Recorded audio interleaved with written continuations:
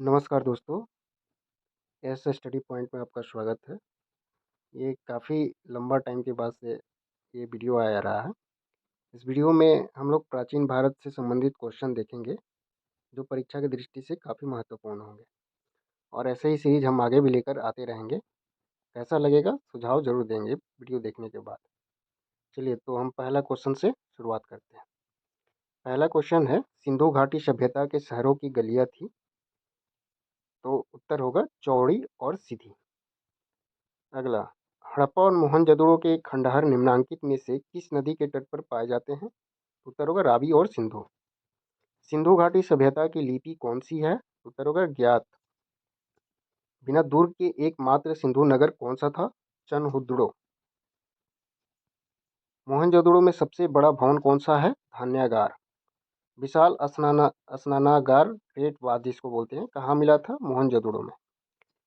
सिंधु घाटी के लोगों को एक महत्वपूर्ण रचना निम्नलिखित में से किसकी मूर्ति थी? उत्तर होगी नृत्य करती हुई बालिका की। देवी माता की पूजा संबंधित थी सिंधु घाटी सभ्यता के साथ। सिंधु घाटी सभ्यता का पतन नगर यानी बंदरगाह कौन सा है? उत्तर होगा लोथल। लोथल नामक स्थान पर निम्नोक्त सभ्यताओं में से किसका जहाजी मालघाट था? उत्तर होगा सिंधु घाटी। सिंधु अर्थव्यवस्था की ताकत थी कृषि। सिंधु सभ्यता के टेराकोटा में निम्नलिखित में से कौन सा पालतू जानवर विद्यमान नहीं था? उत्तर होगा गाय। वैदिक कार्यों का प्रमुख भोजन था दूध और इसके उत्पाद। निम्नलिखित में से कौन सा अन्न मनुष्य द्वारा सबसे पहले प्रयोग होने वाले में से था? उत्तर होगा जौ या यौ। वैदिक लोगों द्वारा किस धातु का प्रयोग पहले किया गया था? उत्तर होगा तांबा, जिसको ताम्र भी बोलते हैं। वेद शब्द का अर्थ है, उत्तर होगा ज्ञान। आर्य पूर्वी के साथ अपने संघर्षों में सफल रहे क्योंकि उन्होंने घोड़ों द्वारा चलाए जा रहे रथों का प्रयोग किया। आरंभिक वैदिक काल में पूर्ण व्यवस्था आधारित थी। उत्तर होगा व्यवसाय पर। आर्यों को एक जाति कहने वाला पहला यूरोपियन कौन था? मैक्स मुलर विद्वान। आर्यन जनजातियों की प्राचीनतम बस्ती कहाँ है? उत्तर होगा सप्त सिंधु। निम्नलिखित में से कौन सी जनजातीय सभा सामान्य रूप से जनजातीय सरदार यानी मुखिया के चुनाव में शामिल होती थी? उत्तर होगा समिति और सभा। वैदिक युग में राजा अपनी जनता से जो कर वसूल करते थे उसे क्या कहते थे? उत्तर होगा बलि। प्रसिद्ध गायत्री मंत्र कहाँ से लिया गया है? उत्तर होगा ऋग्वेद। भारतीय प्रतीक पर उत्कीर्ण सत्यमेव जयते लिया गया है यानी कहाँ से लिया गया है? तो उत्तर होगा मंडूको उपनिषद। निम्न में से किस विदुषी ने वाद विवाद में अजय याज्ञवल्क्य को चुनौती दी थी? उत्तर होगा गार्गी। गौतम बुद्ध का जन्म स्थान था लुम्बिनी। गौतम बुद्ध का जन्म स्थान किसके द्वारा अंकित किया जाता है? अशोक मौर्य का रोमिनदेई स्तंभ से। बुद्ध किस वंश से संबंधित थे? उत्तर होगा शाक्य वंश से। प्रथम बौद्ध परिषद कहाँ आयोजित की गई? राजगृह में। पांचवी बौद्ध परिषद का आयोजन किसने किया था? उत्तर होगा हर्ष ने। बुद्ध का अर्थ है ज्ञान प्राप्ति। बौद्ध धर्म ने समाज के दो वर्गों को अपने साथ जोड़कर एक महत्वपूर्ण प्रभाव छोड़ा। ये वर्ग थे स्त्रियां एवं शूद्र। बुद्ध ने अपना प्रथम प्रवचन कहाँ दिया था? सारनाथ में। धातु से बने सिक्के पहले प्रकट हुए थे बुद्ध के काल में। प्रारंभिक बौद्ध धर्म ग्रंथों की रचना किसमें की गई थी? उत्तर होगा पाली पाठ में। आरंभिक बौद्ध साहित्य किस भाषा में रचे गए? पाली भाषा में। बौद्धों के पवित्र ग्रंथ का क्या नाम है? उत्तर होगा त्रिपिटक। बौद्ध धर्म में बुल का संबंध बुद्ध के जीवन की किस घटना के साथ है? तो उत्तर होगा जन्म के साथ। भारत में 5वीं शताब्दी के प्राचीन विश्वविद्यालय की स्थापना कहाँ की गई थी? नालंदा में। बुद्ध को प्रबोध कहाँ प्राप्त हुआ था? तो उत्तर होगा बोध गया में। बुद्ध धम्म और संघ मिलाकर कहलाते हैं त्रिरत्न। इच्छा सब कष्टों का कारण है, इसका प्रचार करने वाला धर्म कौन सा है? तो बौद्ध धर्म। बौद्धों के पवित्र अवशेषों पर निर्मित गुंबदाकार छत वाली अर्ध गोलाकार संरचना को क्या कहते हैं? तो उत्तर होगा स्तूप। बुद्ध की मृत्यु किस वर्ष हुई? 483 ईसा पूर्व में।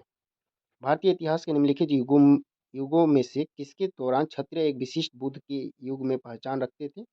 उत्तर होगा बुद्ध के युग में। महावीर कौन थे? जैन धर्म के 24वें तीर्थंकर। भारत में जैन धर्म का संस्थापक कौन है? उत्तर होगा महावीर। वर्धमान महावीर ने परिनिर्वाण कहाँ प्राप्त किया? उत्तर होगा पावापुरी में। जैन साहित्य को क्या कहते हैं? अंग। प्राचीन भारत का प्रसिद्ध वह शासक कौन था जिसने अपने जीवन के अंतिम दिनों में जैन धर्म अपना लिया था? उत्तर होगा चंद्रगुप्त। दक्षिण भारत के प्रसिद्ध जैन केंद्र स्थित है? उत्तर होगा श्रवण बेलगोला कर्नाटक में जो है।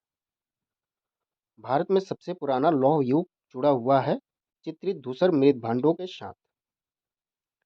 6ठी शताब्दी ईसा पूर्व मगध में किसका विशाल भंडार था? लौह का। मगध के उत्थान के लिए कौन सा प्रथम शासक उत्तरदायी था? बिंबिसार। उस राज्य का नाम बताइए जिसने पहली बार युद्ध में हाथियों का इस्तेमाल किया? उत्तर होगा मगध। सिकंदर महान का शिक्षक कौन था? अरस्तु।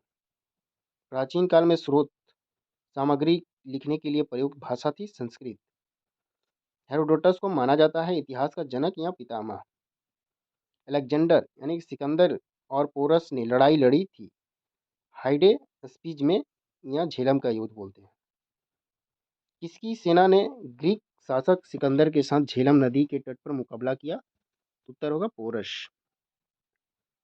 यहूदियों के धार्मिक पाठ का नाम क्या है? उत्तर होगा मूसा संहिता।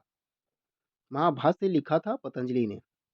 प्राचीन काल में स्रोत सामग्री लिखने के लिए प्रयुक्त भाषा थी संस्कृत। चंद्रगुप्त मौर्य के बाद मौर्य सिंहासन पर कौन बैठा था? उत्तर होगा बिंदुसार। यूनानियों को भारत से बाहर किसने निकाला था? उत्तर होगा चंद्रगुप्त मौर्य। बिंदुसार के शासन के दौरान अशांति कहाँ थी? तक्षशिला में। चंद्रगुप्त मौर्य ने अपनी अपने अपने अंतिम दिन कहाँ गुजारे थे? उत्तर होगा श्रवण बेलगोला जो कर्नाटक में है। अशोक की प्रशासनिक नीति में भारी परिवर्तन किस घटना से आया? कलिंग युद्ध से। देवानप मृप्रिय के नाम से कौन विख्यात है? अशोक। किस शिला राजादेश में अशोक ने कलिंग युद्ध के हताहतों का उल्लेख किया है और युद्ध त्याग की घोषणा की है? उत्तर होगा शिला राजादेश तेरोई। चंद्रगुप्त मौर्य के दरबार में भेजा गया यूनानी राजदूत था मैगस्थनीज का। सॉरी, चंद्रगुप्त मौर्य के दरबार में भेजा गया यूनानी राजदूत था तो कौन था? मैग्नस्थीज। मौर्य दरबार में ग्रीस के राजदूत का नाम क्या था? मैग्नस्थीज। इंडिका किसने लिखी? मैगस्थनीज। अशोक ने किस बौद्ध साधु से प्रभावित होकर बौद्ध धर्म अपनाया? उपगुप्त। चंद्रगुप्त मौर्य का प्रसिद्ध गुरु चाणक्य किस विद्या केंद्र से संबंधित था? तक्षशिला। कलिंग युद्ध किस वर्ष में हुआ था? 261 बीसी में। अशोक पर कलिंग युद्ध का प्रभाव कहाँ दिखाई देता है? शिलाओं पर उत्कीर्ण 13वें राज्यादेश में।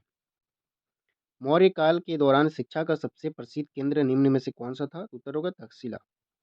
अर्थशास्त्र के लेखक किसके समकालीन थे? उत्तर होगा चंद्रगुप्त मौर्य। अर्थशास्त्र की रचना किसने की थी? कौटिल्य या जिनका नाम है दूसरा नाम है विष्णुगुप्त। अशोक के शिलालेख किस लिपि में खुदे हुए हैं? ब्राह्मी लिपि में। निम्न में से किसने और कब पहली बार अशोक के शिलालेखों को स्पष्ट किया था? उत्तर होगा 1837 जेम प्रिंसेप। किस प्रसिद्ध शासक को शिलालेखों का जनक कहा जाता है या कहा जाता था? उत्तर होगा अशोक। मौर्य वंश के शासन के दौरान स्थानिक कौन था? उत्तर होगा जिला प्रशासक। मौर्य वंश के तत्काल बाद किस वंश ने आकर मगध राज्य पर शासन किया? तो उत्तर होगा शुंग वंश ने। चरक किसके राज्य चिकित्सक थे? उत्तर होगा कनिष्क। मिलिंद पन्नो क्या है? बौद्ध पाठ। कुषाण काल में भारतीय और ग्रीक शैली के मिश्रण से विकसित कला विद्यालयों को किस नाम से जाना जाता है? तो उत्तर होगा गंधार कला। कुषाण वंश के प्रसिद्ध राजा का नाम बताइए? तो उत्तर होगा कनिष्क। कनिष्क किस वर्ष के राज्य सिंहासन पर आरूढ़ हुए? तो 78 ईस्वी में। शक संवत किसने और कब शुरू किया था? उत्तर होगा कनिष्क ने 78 ईस्वी में। बौद्ध धर्म का संरक्षक कुषाण शासक कौन था? कनिष्क। गंधार की कला की गंधार शैली किसके शासनकाल में पनपी थी? कनिष्क के काल में। भारतीय और यूनानी कला के अभिलक्षणों को समन्वित करने वाली कला शैली का नाम क्या है? उत्तर होगा गंधार। कनिष्क के शासनकाल में रहने वाले साहित्यकार थे नागार्जुन और अशोक घोष। राजा खारवेल किस चेदी वंश के महानतम शासक थे? उत्तर होगा कलिंग। सतवाहन का सबसे बड़ा शासक कौन था? उत्तर होगा गौतमीपुत्र सातकर्णी। पहला ज्ञात गुप्त शासक कौन था? उत्तर होगा श्रीगुप्त। महरौली के जंग रहित लौह स्तंभ किसने स्थापित किया था? तो उत्तर होगा गुप्त शासक ने। गुप्त राजा जिसने विक्रमादित्य की पदवी ग्रहण की थी वह था चंद्रगुप्त द्वितीय। चलिए, इस प्रकार हमारा 100 क्वेश्चन कंप्लीट हुआ। तो प्लीज़ दोस्तों, वीडियो को ज़्यादा से ज़्यादा शेयर करें, लाइक करें, सब्सक्राइब करें और पूरे वीडियो को देखें और कैसा लगा ज़रूर बताएं। धन्यवाद।